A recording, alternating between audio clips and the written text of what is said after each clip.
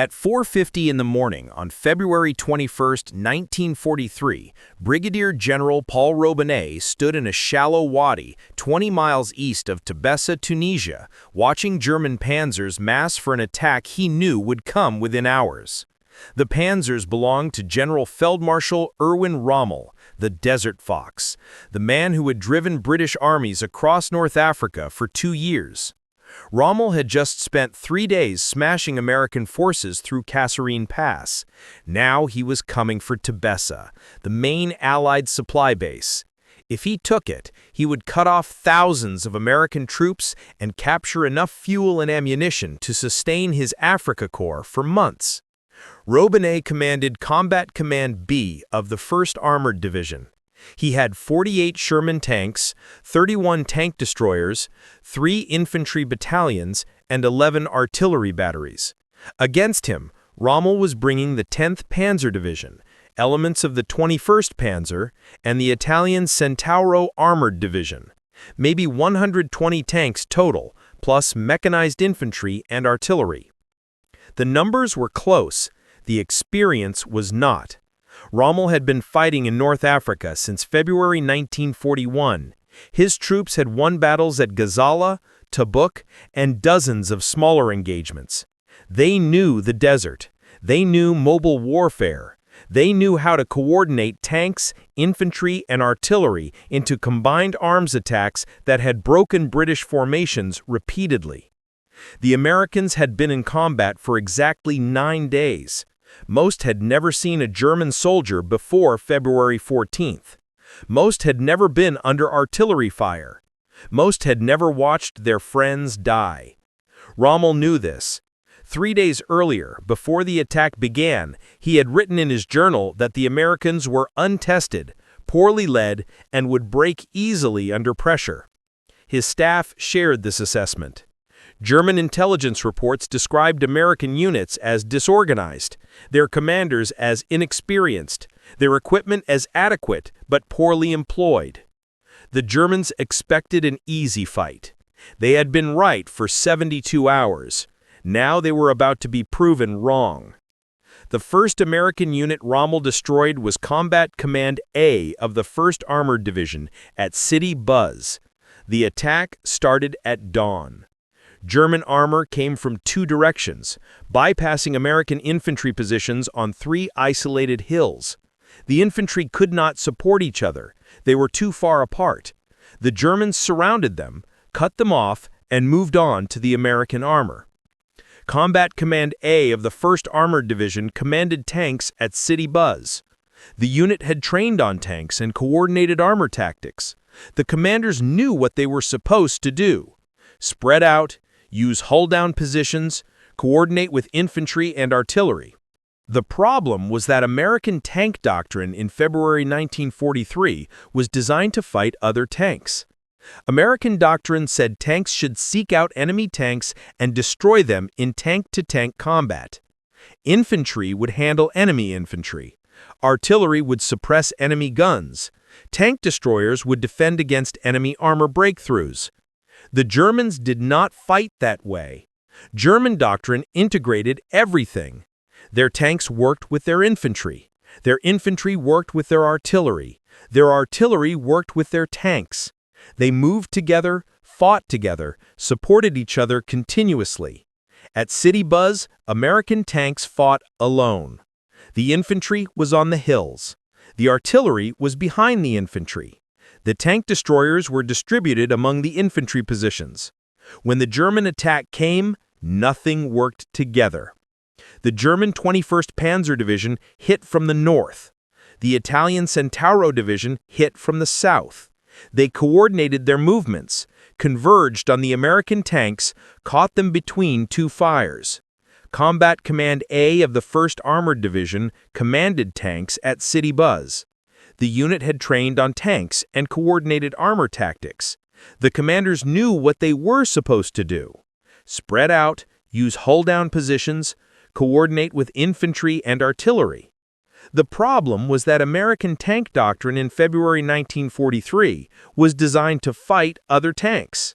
American doctrine said tanks should seek out enemy tanks and destroy them in tank-to-tank combat. Infantry would handle enemy infantry. Artillery would suppress enemy guns.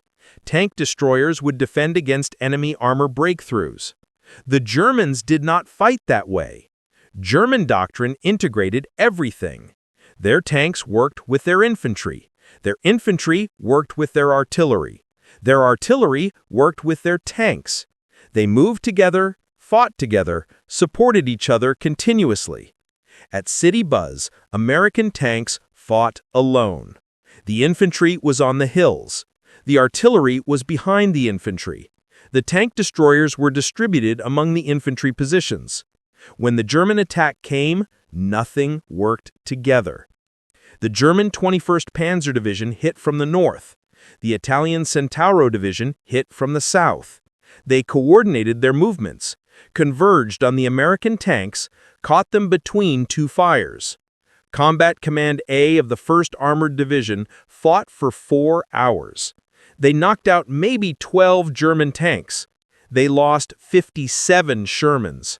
By noon, commanders were ordering a retreat. By 1400 hours, the unit had ceased to exist as an effective fighting force. The Americans tried to counterattack the next day. Combat Command C came up from the south with 60 tanks. German anti-tank guns hidden in wadis destroyed them at ranges up to 2,000 yards. The American tanks never saw what hit them. Crews bailed out, ran for cover, left their vehicles burning. By February 16th, the Americans had lost nearly 100 tanks in 2 days. Rommel watched the battle from a command post near City Buzz. He saw American tanks advancing without infantry support. He saw American artillery firing from static positions that German observers could easily locate. He saw American infantry isolated on hilltops with no route of retreat. He dictated a report to his staff describing American tactical errors in detail. His conclusion was blunt. The Americans would need at least 6 months of combat experience before they could fight effectively against German forces. The second American disaster happened at Speytaw on February 17th. Major General Orlando Ward commanded the 1st Armored Division. Ward was 51 years old, West Point class of 1914. He had served in France during World War I. He had commanded armor for 2 years. He was competent, careful, methodical.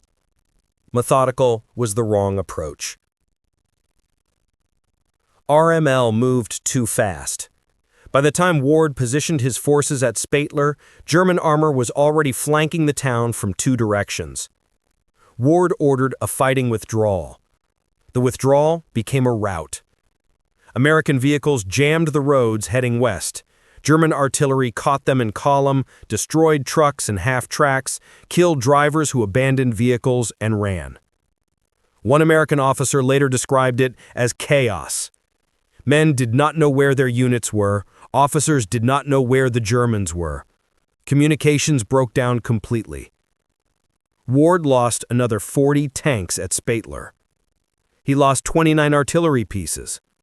He lost 57 half-tracks. He lost organized cohesion. By nightfall on February 17th, the 1st Armored Division had been in combat for 4 days and had lost half its equipment. Survivors fell back to Kasserine Pass, 30 miles west, the last defensive position before Tebessa. RML pursued.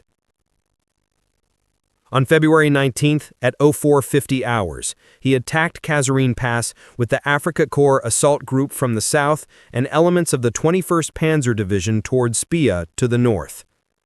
His plan was to break through both passes, converge onto Tebessa from 2 directions, capture the supply base, and destroy what remained of the American Second Corps.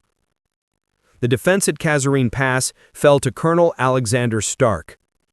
Stark commanded the 26th Infantry Regiment, a unit that had landed in North Africa 3 months earlier and had seen almost no combat. Stark had engineering troops, a few artillery batteries, some tank destroyers, and a battalion of French colonial infantry with old French 75mm guns from World War I. Stark positioned his troops on the heights overlooking the pass.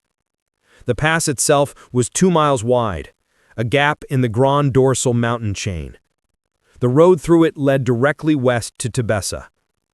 If the Germans broke through, they would be on open ground with nothing between them and the supply base.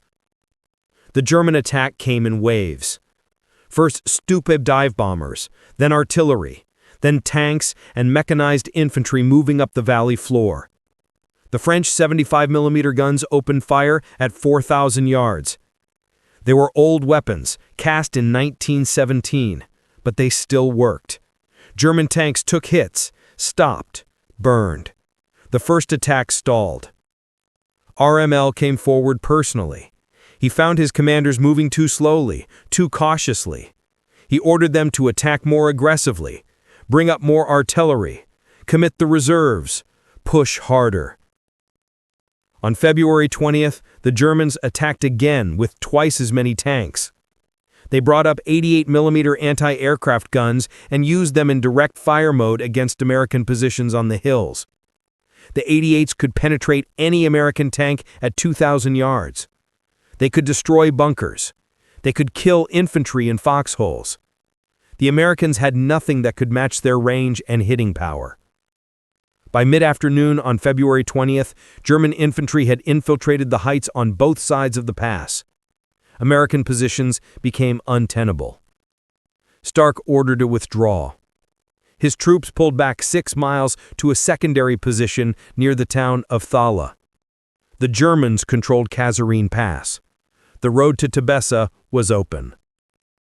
Rommel now faced a decision. He could push northwest toward Thala and the British forces assembling there, or he could push west toward Tebessa and the American supply base. His fuel was low. His ammunition was limited. His supply lines were stretched. He needed to choose one objective and commit everything to it. German High Command ordered him to attack Thala. Rommel disagreed. He believed Tebessa was the more valuable target.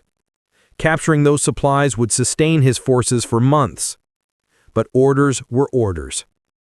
He divided his forces, sent some toward Thala, kept some moving toward Tebessa, weakened both attacks. This is where Paul Robinett entered the battle. Robinett was 49 years old, from Missouri. He had graduated from the University of Missouri in 1917 with a degree in agriculture, joined the cavalry during World War I, served on the Mexican border. He had spent 25 years in the Army, most of it as a staff officer. He was methodical, careful, detail-oriented. He was not a flashy commander. He did not give inspiring speeches. He just worked problems until he solved them. On February 19th, Robinett received orders to take Combat Command B north from Spittler and establish a defensive position east of Tebessa. The orders were vague. Hold somewhere. Stop the Germans if they come. Nobody told him exactly where to position his forces or what level of attack to expect. Robinett spent February 19th and 20th conducting reconnaissance. He drove forward in a jeep with his operations officer looking at terrain. He needed to find a position where American forces could fight effectively. The ground had to favor defense. It had to provide concealment for tanks. It had to offer observation for artillery. It had to channel German attacks into kill zones. He found such a position along the Bahet-Fusana Valley, where the ground favored defense. The valley ran roughly north to south. German forces approaching from Kasserine Pass would have to cross open ground to reach American positions. The valley floor was flat, offering no concealment for attacking forces, but the valley edges had wadis, shallow depressions in the ground, perfect for hiding tanks hull down. American tanks could sit in these wadis with only their turrets exposed, presenting minimal targets while maintaining clear fields of fire across the valley floor. The valley sides had argol lines that provided excellent observation. Forward observers positioned on these ridges could see for miles. They could observe German assembly areas, call in artillery fire before attacks even began. The ridgelines also provided positions for infantry.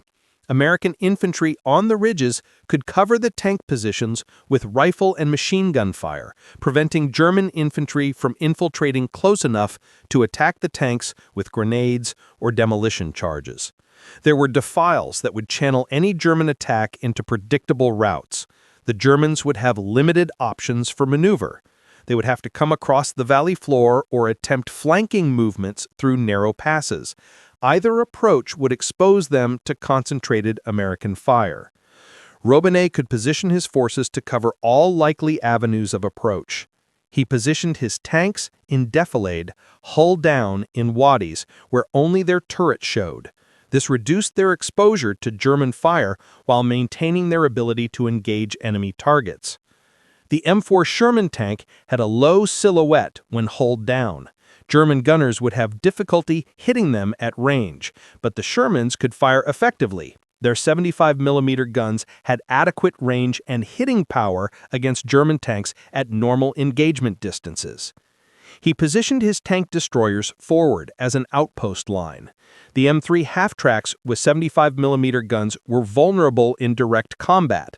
They had thin armor, a German shell would penetrate easily, but positioned forward in concealed positions, they could engage German tanks at first contact, disrupt German formations, force the Germans to deploy prematurely. Then the tank destroyers could withdraw to secondary positions while the hidden Shermans engaged. He positioned his artillery in depth with pre-registered fire zones covering every likely avenue of approach. The artillery included 11 batteries totaling over 60 guns. Were 105mm howitzers, standard American divisional artillery. They had good range, good accuracy, good hitting power against both armored and soft targets. Properly coordinated, they could deliver devastating firepower. Robinett worked with his artillery commander to establish pre-registered concentrations. They identified locations where German forces would likely assemble, approach routes they would probably use, positions where they might establish support weapons. Each location received a concentration number. When forward observers called for fire on a specific concentration, every battery knew exactly where to aim. The shells would arrive quickly, accurately, in volume. He positioned his infantry on the flanks with clear fields of fire. The infantry came from the 1st Infantry Division, Terry Allen's command. They were experienced soldiers. They had fought in North Africa for 3 months. They knew how to dig foxholes, establish firing positions, coordinate with supporting arms. Robinett placed them where they could cover the tank positions, protect the artillery from infiltration, seal off the flanks against German attempts to envelop the defense. Most importantly, he coordinated everything. He held a commander conference on the evening of February 20th. Every battalion commander, every company commander attended. He showed them a map of the defensive position. He explained how each unit fit into the overall plan. He showed the tank commanders where the tank destroyers would be. He showed the infantry commanders where the tanks would be. He showed everyone where the artillery observers would be positioned and how to call for fire. He established communication procedures. Every unit had radio contact with every other unit. If the praised Germans attacked anywhere, everyone would know immediately. If one unit needed support, help could arrive quickly. If artillery was needed, observers could call it in within minutes. The entire defensive position functioned as a single integrated system. Robinett worked through the night of February 20th. His units were exhausted. They had been retreating for 6 days. They had watched other units get destroyed. They had low confidence. He walked among them, talked to platoon leaders and company commanders, explained the defensive plan, showed them how the position would work. He told them the Germans would come, probably at dawn, probably with tanks leading. He told them to hold their positions, trust the plan, fight as a team. At 4:50 hours on February 21st, German reconnaissance elements probed the American position. They reported back to Rommel that Americans were dug in along the valley in significant strength.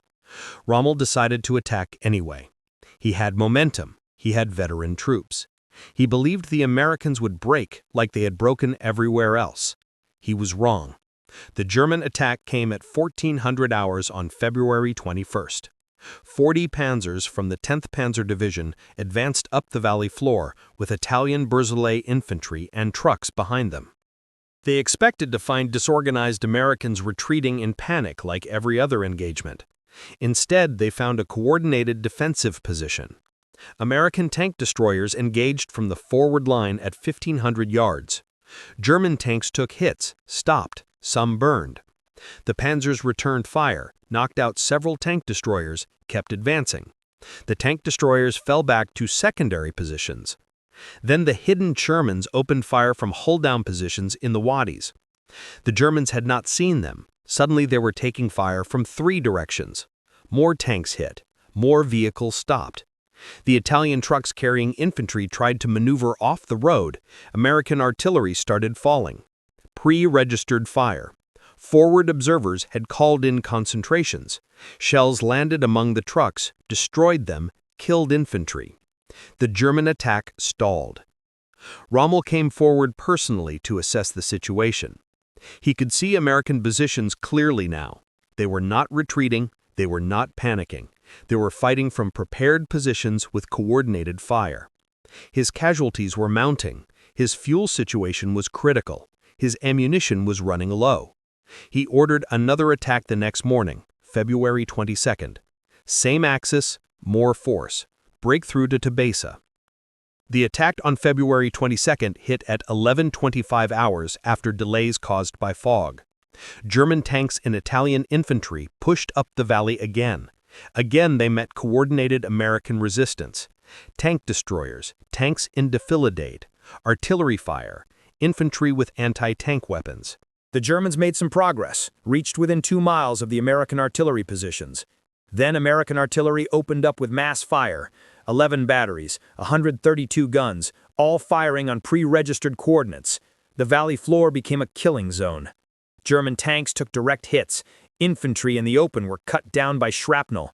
Italian Bersaglieri units were decimated. 2 battalions were effectively destroyed in 30 minutes of sustained bombardment. German forward momentum stopped. RML watched from his command post. He could see his attack falling apart. He could see casualties mounting. He received reports that Montgomery's 8th Army had reached the Mareth line to the south, threatening his rear. He received reports that Allied reinforcements were arriving hourly at the passes. At 1600 hours on February 22nd, RML made his decision. He ordered a withdrawal. All units pull back through Kasserine Pass, return to starting positions. The offensive was over. The Germans withdrew through February 23rd and 24th. American and British forces reoccupied Kasserine Pass on February 25th. The battle was finished. American casualties totaled 6,600 men killed, wounded, or captured. They lost 183 tanks, 104 half-tracks, 208 artillery pieces, 512 vehicles. It was the worst American defeat in North Africa. But it was not the defeat RML expected. In his journal after the battle, he wrote something that surprised his staff. The tactical conduct of the American defense had been first class. The Americans had recovered quickly after the first shock and had succeeded in damming up the German advance by grouping their reserves to defend the passes. They had positioned their artillery skillfully. They had employed combined arms effectively once they established proper defensive positions. This was not the assessment of an easy enemy. This was respect. What RML saw at the end of Kasserine Pass changed his opinion of American forces fundamentally. The early battles at City Bud and Spatler had shown him poorly coordinated American attacks and disorganized withdrawals. But the defensive stand east of Tabasa, the artillery fire on February 21st and 22nd, the coordinated combined arms defense, that showed him something different. That showed him Americans could learn fast. That showed him Americans could adapt. That showed him Americans, properly led and properly positioned, could fight. Other German commanders missed this.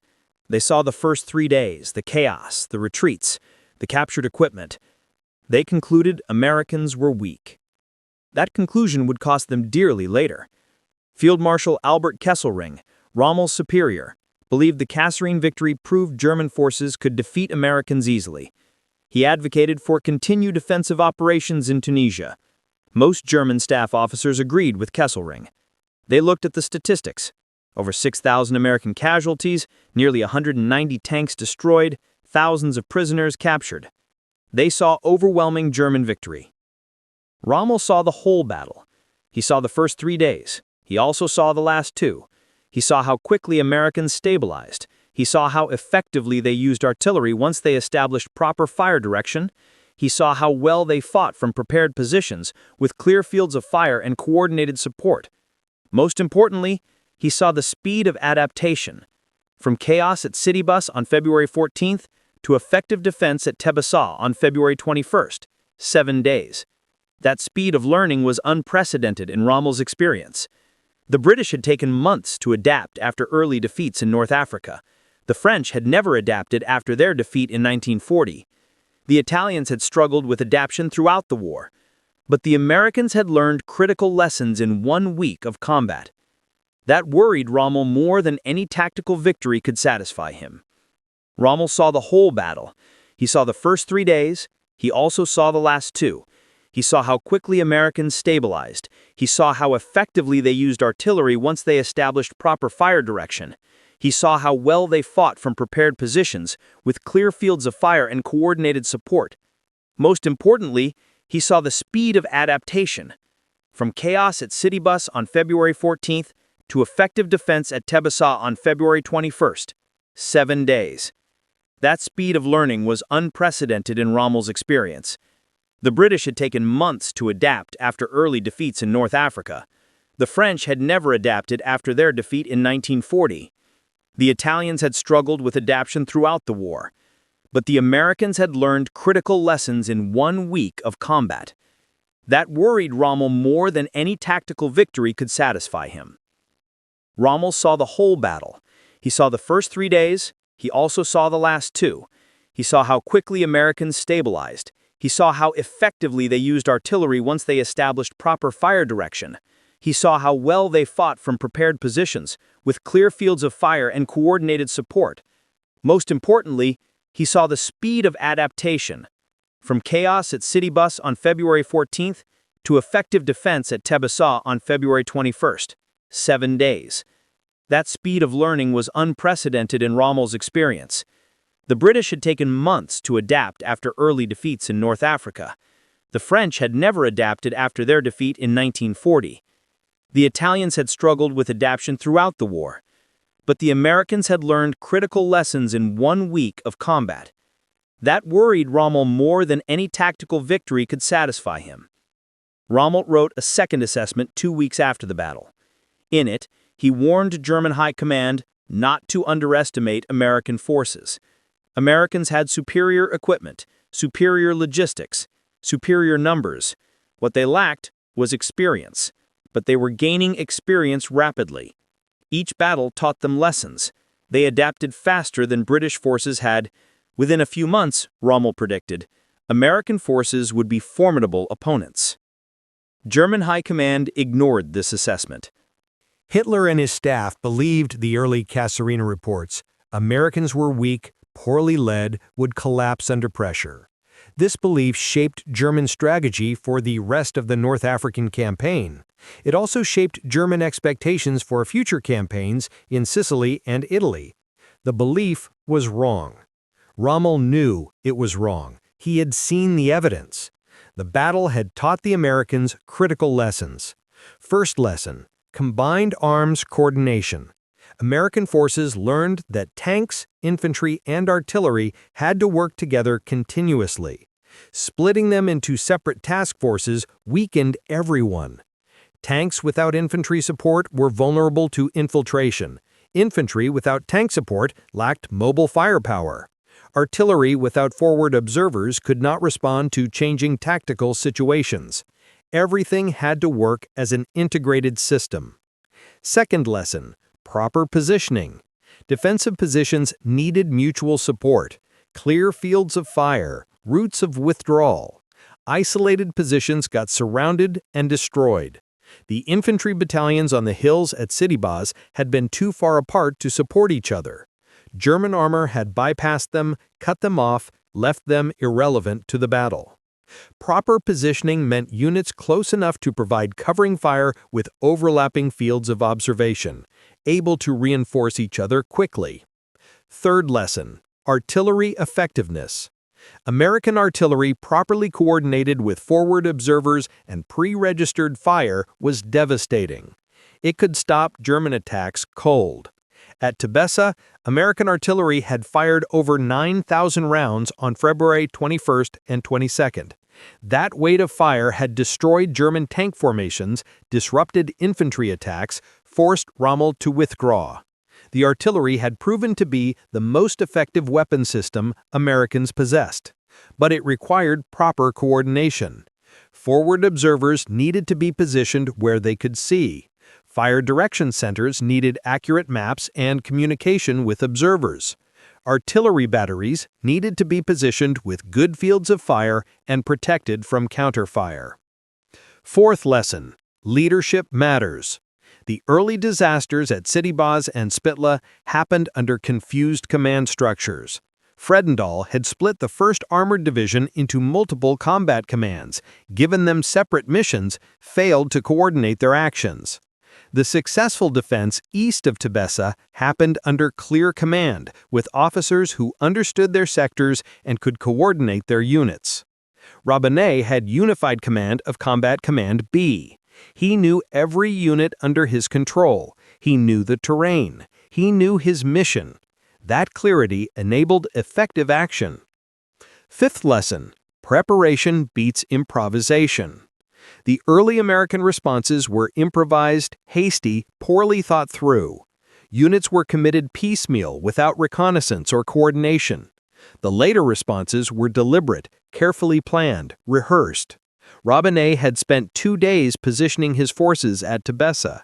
He had studied the ground. He had positioned every unit deliberately. He had rehearsed fire missions with his artillery. That preparation made the difference between defeat and victory. American commanders took these lessons seriously. Major General Lloyd Fredendall, who commanded 2nd Corps during Kasserine, was relieved. On March 6th, Major General George Patton replaced him. Patton immediately instituted aggressive training and rigid discipline. He required all officers to know their units, know their sectors, know their support relationships. He required units to practice combined arms coordination daily. Patton's first action was to establish accountability. He inspected every unit in 2nd Corps personally. He asked commanders about their missions, their units, their supporting fires.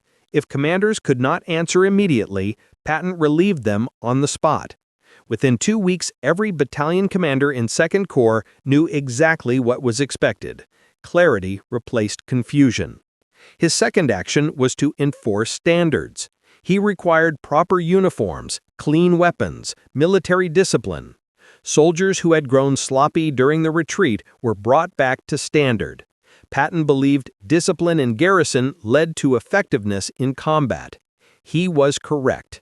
Units that maintained standards in small things maintained standards in combat. His third action was to rebuild confidence.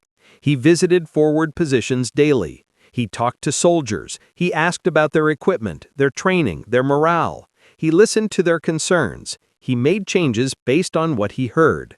Soldiers saw that leadership cared about their welfare and their survival. Morale improved rapidly. His fourth action was to fix tactical problems.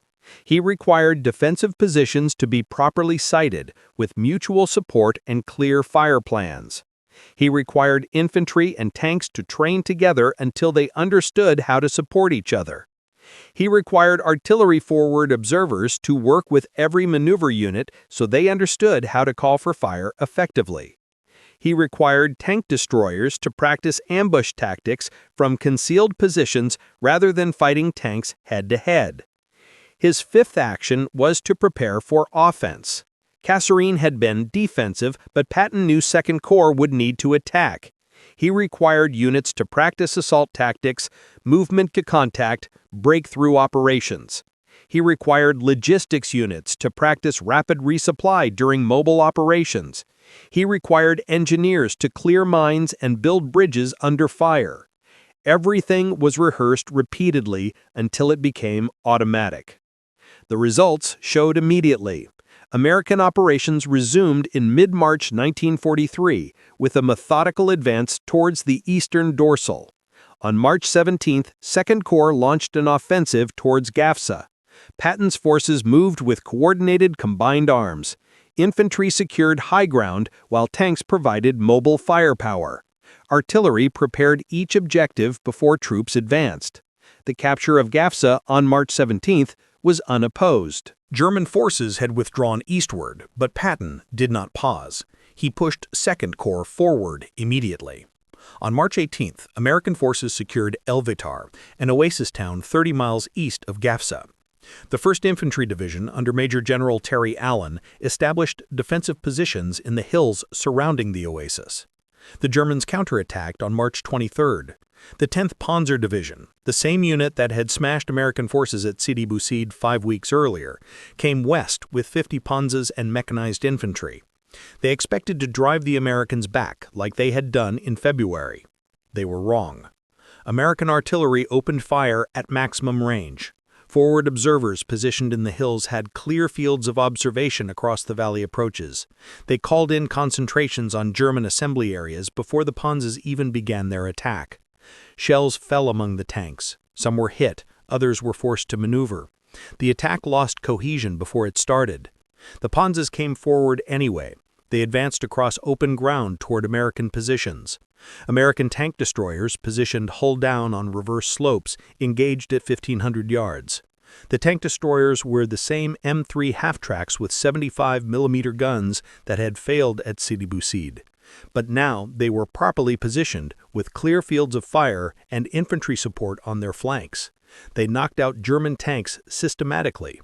28 Panzers destroyed in 4 hours of fighting. The German attack broke apart. Some tanks withdrew. Others tried to flank the American position. American artillery shifted fire to interdict the flanking movement.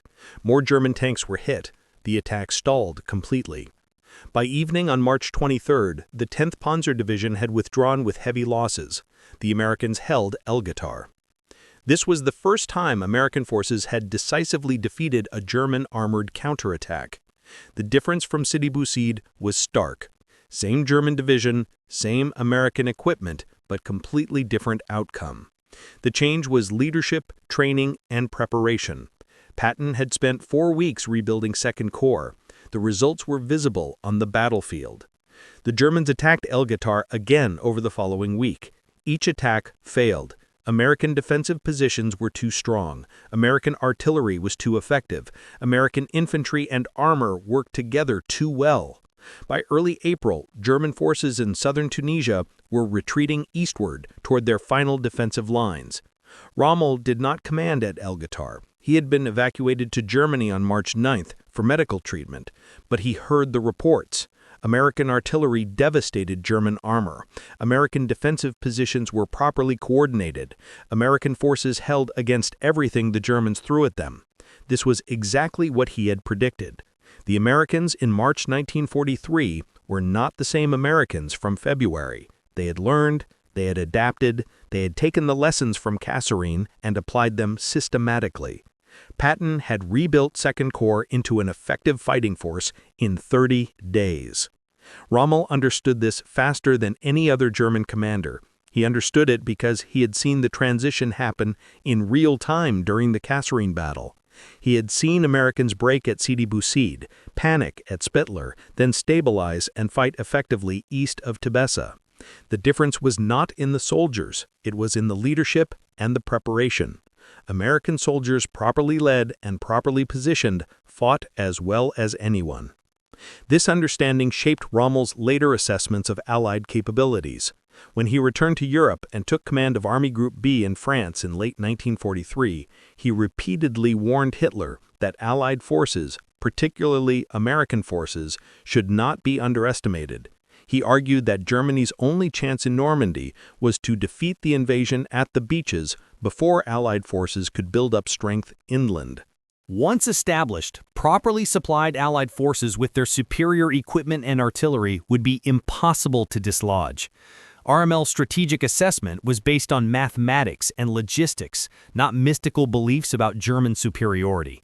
He calculated that Allied industrial production outweighed German production by factors of 5-to-1 or 10-to-1, depending on the weapons system. American factories were producing tanks, aircraft, and artillery at rates German factories could never match.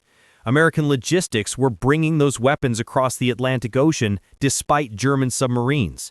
American training systems were producing competent soldiers faster than German casualties could be replaced. The combination was insurmountable. German tactical superiority could win battles. It could not win the war. The only German hope was to prevent Allied forces from establishing themselves in Europe. Once established, with their full logistical support, they would grind Germany down through sheer weight of material. RML had seen this process beginning at Kasserine. American forces had poor tactics in February, but they had excellent equipment, excellent logistics, and they learned fast. By March, they had improved tactics. By May, they were winning consistently. That trajectory would continue. Hitler ignored these warnings. Most German generals ignored these warnings. They believed the myth of German tactical superiority. They believed Allied forces, particularly American forces, were soft, inexperienced, poorly led. They pointed to Kasserine as evidence. They remembered the American tanks burning at City Bus. They remembered American prisoners being marched through Tunisian villages. They remembered the chaos of the American retreat. They forgot the last 2 days of the battle. RML pointed to Kasserine as evidence of the opposite. Americans at Kasserine had their first battle, took massive losses, learned from those losses, and adapted within 72 hours. That adaptation prevented Rommel from achieving his objectives. That adaptation stopped the Afrika Korps at the gates of Tebessa. That adaptation, multiplied across an entire army, would eventually overwhelm Germany completely. The key moment in Rommel's reassessment came on February 21st at 1400 hours when he watched the German attack stall in the Ba-Fusana Valley. He had expected to see Americans retreating in disorder like they had retreated everywhere else. Instead, he saw organized defensive fire. He saw coordinated artillery. He saw tanks fighting from prepared positions. He saw combined arms defense that matched anything British forces had done. He immediately understood what this meant. Americans had lost battles for 9 days straight, but they had not lost their cohesion. They had not lost their will to fight. They had fallen back, regrouped, learned, adapted. That kind of resilience was dangerous. That kind of adaptive capacity, combined with American industrial strength and logistical superiority, would eventually decide the war. RML expressed this view to his staff on February 23rd as they prepared to withdraw. The Americans had taken their beating and would come back stronger. The Germans had won the battle, but lost the larger opportunity. They should have destroyed Second Corps completely in the first 3 days. They had not. Now, Second Corps would rebuild, learn, improve. The next time they met, the Americans would be far more dangerous. His staff did not understand. They saw the captured equipment, the prisoner counts, the territory gained. They saw victory. Rommel saw missed opportunity and future threat. The historical record proves RML right. American forces in North Africa improved dramatically after Kasserine. By April, they were holding their own against German attacks. By May, they were leading offensives. By May 13th, when Axis forces in Tunisia surrendered, American forces had evolved into competent, effective combat units. The same pattern repeated in Sicily in July 1943. Initial American difficulties, rapid adaptation, eventual success. Again in Italy in September 1943. Initial setbacks, quick learning, steady advance. By June 1944, when Allied forces landed in Normandy, American units were among the most effective forces in the European theater. Rommel never fought Americans again after Kasserine. He left North Africa in March, spent time in Italy, then moved to France to prepare defenses against the expected invasion. But his experience at Kasserine informed his strategic thinking for the rest of the war. He knew what Allied forces, properly equipped and properly led, could accomplish. He knew Germany's only chance was to prevent them from establishing a foothold. Once established, they would be unstoppable. On June 6, 1944, Allied forces landed at Normandy. Rommel was not at his headquarters. He was in Germany, celebrating his wife's birthday. By the time he returned on June 7th, Allied forces had established their beachhead. By June 10th, they had landed over 300,000 troops and were pushing inland. Rommel immediately recognized the situation. The Allies were established. They would build up strength. Germany could not stop them. The war was lost. He was injured on July 17th when Allied aircraft strafed his staff car. He was recovering when he was implicated in the July 20th plot to assassinate Hitler. Given the choice between a trial and suicide, he chose suicide on October 14, 1944. He was 52 years old. His assessment of American forces, written after Kasserine and refined over the following year, remained in German military archives. Historians found it decades later. It stands as one of the most accurate early evaluations of American military potential in World War II. Paul Robinett survived the war. His defensive stand east of Tebessa on February 21st was officially credited with stopping the German advance and saving Tebessa. He was wounded on May 5, 1943, when German artillery hit his jeep. His left leg was severely damaged. He was evacuated to the United States and retired from combat operations. He later commanded the armored school at Fort Knox until the end of the war. Robinett never received widespread recognition for his role at Kasserine.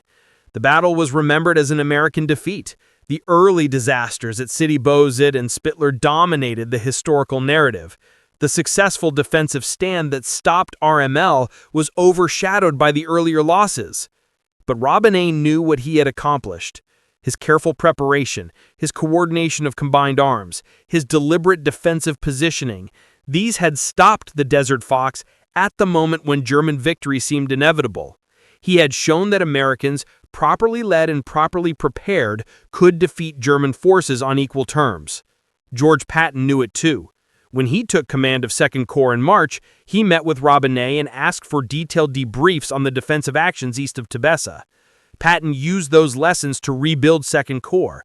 Everything Robinett had done, the combined arms coordination, the artillery preparation, the defensive positioning, Patton made standard practice across the entire Corps.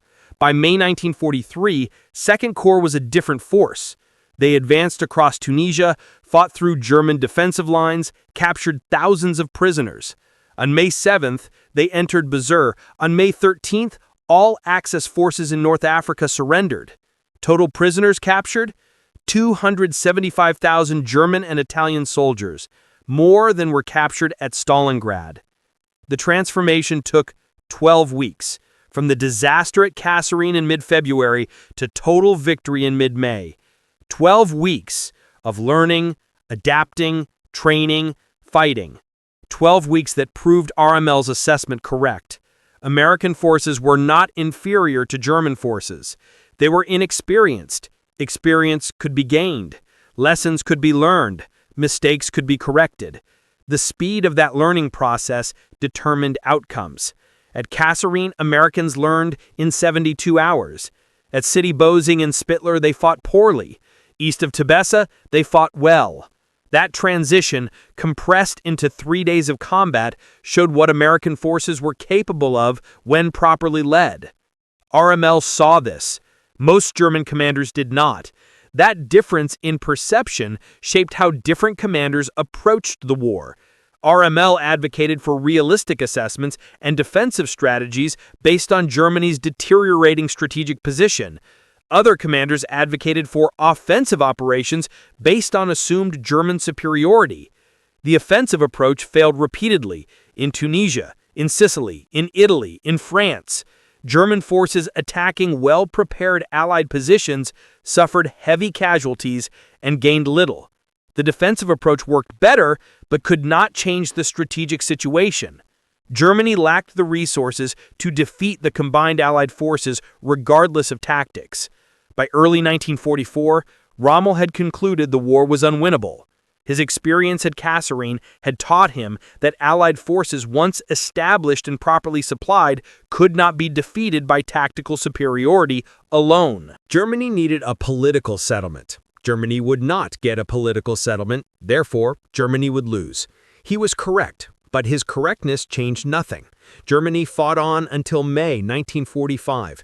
Millions more died. Cities were destroyed. Europe was devastated. All of it might have been prevented with realistic assessments. In 1943, Kasserine Pass was one of those moments where reality became visible. The early battles showed American weaknesses. The later battles showed American strengths. Rommel saw both. He understood what the combination meant. He tried to warn his superiors. They did not listen. That is how military failure happens, not through lack of courage or skill, but through false assessment and wishful thinking. German commanders in 1943 wanted to believe Allied forces were weak. Some evidence supported that belief. The disaster at Sidi Bouzid, the chaos at Spitler, the early breakthrough at Kasserine Pass. But other evidence contradicted it. The defensive stand east of Tebessa, the artillery fire that stopped German attacks, the rapid American adaptation. Rommel weighed all the evidence. He concluded the contradictory evidence was more important than the supporting evidence. Americans could learn. Americans could adapt. Therefore, Americans would eventually win. That conclusion was unpopular. It was also accurate. The Battle of Kasserine Pass ended 79 years ago. Historians still debate its significance. Some emphasize the American defeat, the casualties, the captured equipment. Others emphasize the lessons learned, the rapid adaptation, the successful defensive actions that stopped Rommel short of his objectives. Both perspectives are partially correct. Kasserine was a defeat. Americans lost more men, more equipment, more ground than the Germans. But Kasserine was also a learning experience. Americans figured out combined arms coordination under fire. They figured out artillery effectiveness. They figured out defensive positioning. They applied those lessons immediately. Rommel understood that paradox. You can lose a battle and learn enough to win the war. You can win a battle and miss strategic realities that guarantee eventual defeat. Kasserine was both, simultaneously an American tactical defeat that became a strategic lesson, a German tactical victory that revealed American potential. The field where Paul Robinett positioned his defense on February 21st is empty farmland now. No markers, no monuments. The wadis where he hid his tanks are still there. The ridgel lines where his artillery observers called in fire are still there. The valley floor where German panzers were destroyed is still there. But nothing marks what happened. Most people driving through do not know a battle was fought there. Rommel's headquarters at Kasserine is gone. The pass itself is now a modern highway. Tourists drive through without knowing its history. The hills where American and German soldiers fought are quiet, but the lessons remain. Proper preparation matters. Combined arms coordination matters. Leadership matters. Realistic assessment matters. These lessons learned at great cost in February 1943 shaped how American forces fought for the rest of the war. Erwin Rommel learned those lessons too. He learned that American forces, written off as inexperienced and incompetent by most German commanders, were actually dangerous opponents who learned fast and adapted quickly. He tried to communicate that lesson. History shows whether anyone listened. Thank you for watching. If this story gave you a new perspective on World War II, please like the video and subscribe to the channel. We are dedicated to uncovering these forgotten events, surprising insights, and untold human moments that shaped the war. Before you go, I have 2 questions for you. Answer them in the comments because your insights truly matter. 1. Do you think Rommel genuinely respected American soldiers after Kasserine Pass, or was it a strategic shift? 2. Which other North Africa battles or commanders should we cover next? Your comments help guide the next episodes, and your support helps us continue bringing these stories to life. More powerful WW2 history is coming soon.